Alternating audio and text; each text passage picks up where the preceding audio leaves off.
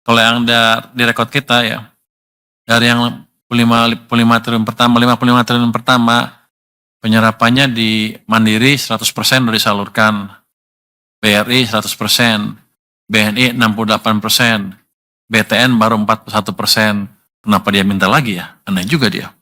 Sekarang kita masuk ke sesi tanya jawab ya. Pertanyaannya udah masuk, udah ini ya. Saya jawabnya saya dulu ya, ntar nanti teman-teman gantian semua ya. Saya jawab yang gampang-gampang aja, yang susah biar Pak Sua sama teman-teman yang jawab. Ini tabel lu mana? Tabel lu punya ya? Belum. Yang pertama ke saya, Pak Purbaya, apakah Kemenku ada rencana menempatkan dana lagi di BTN? Kemarin di BTN bilang mau surati Bapak. Oh baru mau. Surati Bapak untuk tambah penempatan dana hingga 10 triliun. Ini Ira dari Infobank. Kalau yang di rekod kita ya, dari yang 55 triliun pertama, penyerapannya di Mandiri 100% udah disalurkan, BRI 100%, BNI 68%, BTN baru 41%. Kenapa dia minta lagi ya? Aneh juga dia. BSI udah 99%. Tapi kita lihat tuh supply money, pertumbuhan uang primary-nya, M0 ya, base money-nya itu di bulan Oktober agak turun sedikit ke 7,7% dibanding di September akhir yang 13, wah ini sekian persen, 13,3 ya. Jadi kita pikir ini mesti didorong ke atas likuiditas di sistem. Kemarin Jumat kami pindahkan lagi sebagian uang kami ke perbankan sebesar 76 triliun. 25 triliun di Mandiri, 25 triliun di BRI, 25 triliun di BNI, 1 triliun di Bank Jakarta, Bank DKI Jakarta ya. Yang BTN belum kita salurkan, kenapa? Karena suratnya belum sampai, dia baru mau akan kelihatannya. Tapi kalau nanti sampai ke kita lihat, kita akses, kita pertimbangkan untuk ditambah. Yang kedua, dari penempatan dana 200 triliun ke perbankan, udah terrealisasi berapa banyak, udah selesai nih ya, sama ya, Debri dari Kompas sama. Lalu, kalau ditanya, lalu yang tidak habis terserah akan diapakan uangnya. Itu kan relatif sedikit ya yang tidak habis, seandainya ada pun kita biarkan di perbankannya. Kan saya nggak rugi, dia tetap bayar bunga. Terus yang ketiga, oh sama juga ya. Trian, IDN Time juga sama tentang BTN minta 10 triliun lagi. Suratnya udah nyampe belum Pak Prima?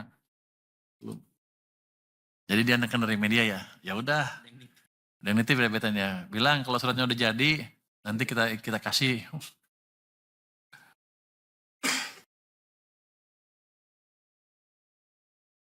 Ada pertanyaan dari Magdalena RRI tentang kenaikan gaji PNS tahun depan. Bagaimana responnya? Nanti kita nilai dan kita akses ya. Kita diskusikan nanti begitu suratnya sudah masuk. Sudah mengirim surat, sudah sampai kemana? Pak Luki udah masuk? Dari Pan RB menaikkan gaji tahun 2002. Silakan Pak Luki coba jawab yang itu. Oh, nanti ya, oke itu nanti jawab Pak Luki.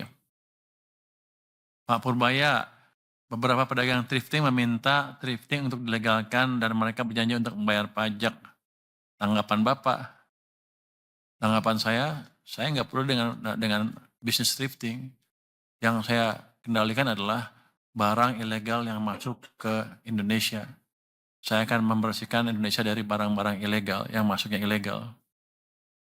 Thrifting kan kalau barang bekas kan dilarang kan, sudah jelas itu ilegal. Jadi nggak ada hubungannya bayar pajak apa nggak bayar pajak, itu barang ilegal. Menurut Anda apa, kalau saya menagih pajak dari ganja misalnya, apakah jadi barang jadi legal? Kan enggak, kira-kira gitu Pak padanannya. Jadi itu utamanya ya. Pak Purbaya, tadi dari Alif Rahman ya, Pak Purbaya dari Alif Rahman lagi, Adian juga menyebut impor taksi ilegal dari Cina lebih banyak jumlahnya dibandingkan thrifting. Tanggapan Bapak, ya nanti kita cegat di pelabuhannya, kita periksa lebih teliti lagi. Kita akan investigasi lebih dalam dari kasus-kasus yang nyelundup, pasti kan ketahuan nanti siapa yang pengimportnya. Kalau dulu bisa lepas, ke depan nggak bisa lagi. Jadi memang kalau ilegal ya kita beresin. Terus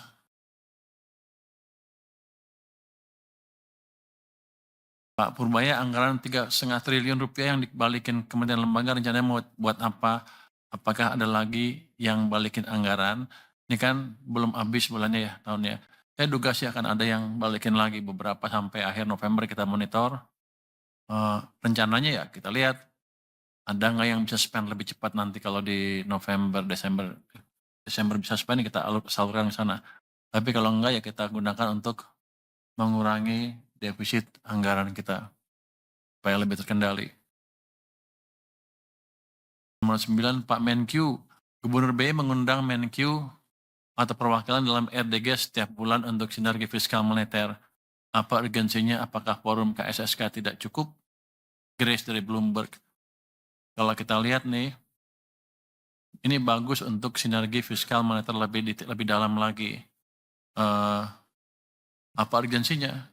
Ya emang di undang-undangnya dibolehkan. Jadi kita berterima kasih kepada Bank Sentral yang sudah mengirimkan surat undangan ke kita.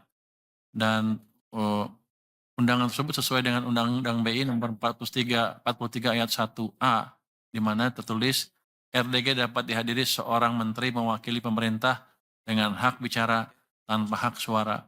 Jadi kita bisa ngomong di sana, jawab ini itu, tapi begitu voting, bunga kita nggak ikut, orang kita nggak ikut. Yang pergi ke sana kemarin Pak Thomas, kemudian dia sedang pergi, jadi saya nggak bisa jawab lebih detail apa yang dibicarakan di sana, tapi saya pikir sih ini suatu perkembangan yang positif. Kalau KSSK kan bukan rapat menentukan kebijakan bunga. Kalau ini kita kirim orang sana pada saat rapat penentuan kebijakan bunga. Jadi kalau ada itu kita bisa sinkron, paling enggak pandangan pemerintah bisa diperhatikan oleh Bank Sentral juga. Ini sudah didesain oleh para pembuat undang-undang kita, jadi kita hanya ikut aja. Ini bukan hal yang baru. Mungkin dari saya itu aja. Silakan teman-teman ya yang lain bisa menjawab, mungkin satu-satu. Anda dulu, siapa dulu? Ya, urut aja. Pak Wamen dulu. Pak Luki silakan Pak. Ketika ada sesuatu yang tidak benar, kita suarakan. Ini bagaimana semua terangin dia sedungu ini? Ini manusia pecundang yang sangat merugikan bangsa kita ini. Saatnya jadi member eksklusif di channel YouTube Official iNews. Tantang lagi para tambah sumpah jatuh Al-Quran. Dia pengen masuk TV tuh. Konten-konten premium yang tidak tayang di TV. Live interaction. Halo pemirsa iNews, ini baru selesai. Emoji dan batch spesial. Reakses konten pilihan. Klik YouTube Official iNews. Join member hanya Rp10.000 per bulan.